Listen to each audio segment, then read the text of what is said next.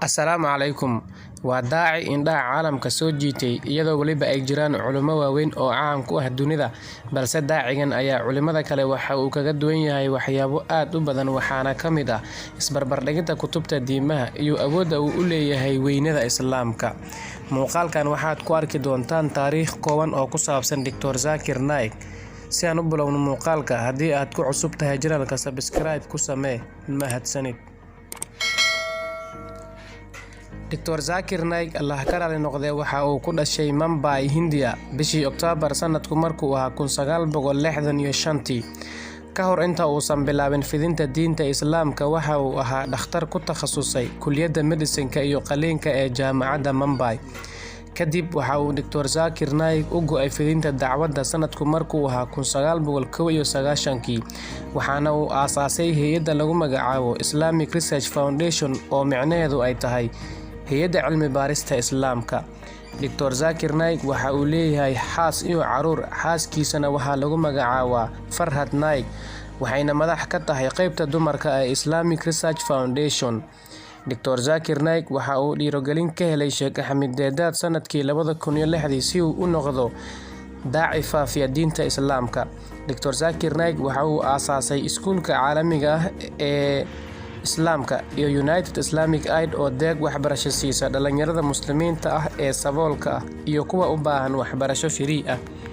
Dr. Zakir Naik Allah ka raali noqday ayaa indhaha caalamka soo jiitay, waxaana uu caan ku yahay khudbadaha dacwadda ah, waxaana aad looga yaqaanaa in uu telefishanka ka sii daayo wacdiyo diinta Islaamka ah. Hay'adda uu aasaasay Dr. Zakir Naik magaceedana loo soo gaabiyo IRF ayaana maamusha telefishanka Peace TV, kaas oo soo daaya wacdiyaha ay soo jeediyeen culimada caanka ku ah dunida Islaamka. Peace TV ayaa hadda laga daawadaa 125 dal. Dhinaca kalena qaabka online-ka ah ayaa sidoo kale laga daawadaa. Sidoo kale Dr. Zakir Naik ayaa raad muuqda ku leh baraha bulshada. Facebook-giisana waxaa ku xiran mujtamac gaaraya 18 milyan oo ruux. Dr. Zakir Naik ayaa sanadadii u dambeeyay waxa uu ku noolaa dalka Malaysia, balse waxaa dhowr jeer soo dalbatay dalka India si loogu gacan geliyo Dr. Zakir Naik. Hase yeeshee dowladda Malaysia ayaa difaacday dhalashada uu dalkooda ka haysto awgeed.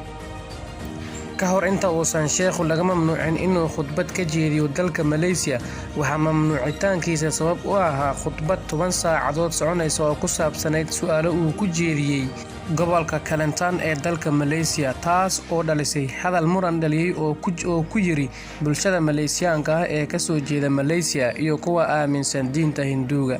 Khudbadaas dhalisay dareenka qowmiyadeed uu Dr. Zakir Naik jeediyey ayaa hadallada afkiisa laga maqlay waxay ahaayeen dadka reer Malaysiyaanka ah ee aaminsan diinta Hinduuga waxay ra'iisul wasaaraha dalkooda Mahathir Mohamad uga daacadnimo badan yihiin ra'iisul wasaaraha dalka Hindiya Narendra Modi.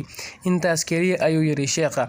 Qiyaas ahaan dadka Malaysiyaanka ah ee aaminsan diinta Hinduuga ayaa bulshada ka ah 6%, halka bulshada asal ahaan Shiinaha ka soo jeeda ee dalka Malaysia ku nool ay iyaguna yihiin 20%, wuxuuna ku tilmaamay in ay marti ku yihiin dalka. Kadib markii xayiraadda lagu soo rogay, Dr. Zakir Naik waxa uu soo saaray warqad qoraal ah oo raaligelin uga bixinayay hadalkii uu ku yiri khudbadda dhexdeeda. Waxaana uu yiri sida tan: sida aad la socotaanba, maalmihii u dambeeyay waxaa la igu soo eedeeyay inaan cunsurinimo ka abuuray dalka. Dadka ay dhaliilsanna waxay isticmaalayeen erayo si gaar ah loo soo xushay oo micnihii ay xambaarsanaayeen laga weeciyay, isla markaasna waxyaabo aan jirin lagu sii daray.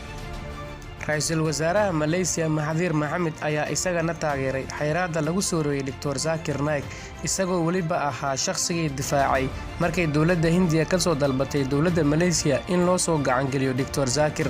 Si kastaba ha ahaatee, malaayiin muslimiin ah oo ku nool caalamka ayaa weli taageersan Dr. Zakir Naik. Aqoonta durugsan oo uu u leeyahay isbarbardhigga diimaha iyo awoodda heerka sare uu u leeyahay inuu u ololeeyo weynada Islaamka ayaa horseeday in dacwado ka soo oogaan kuwa aan awoodin inay si kale u hor istaagaan. Waa sida ay aaminsan yihiin muslimiinta caalamka oo dhan.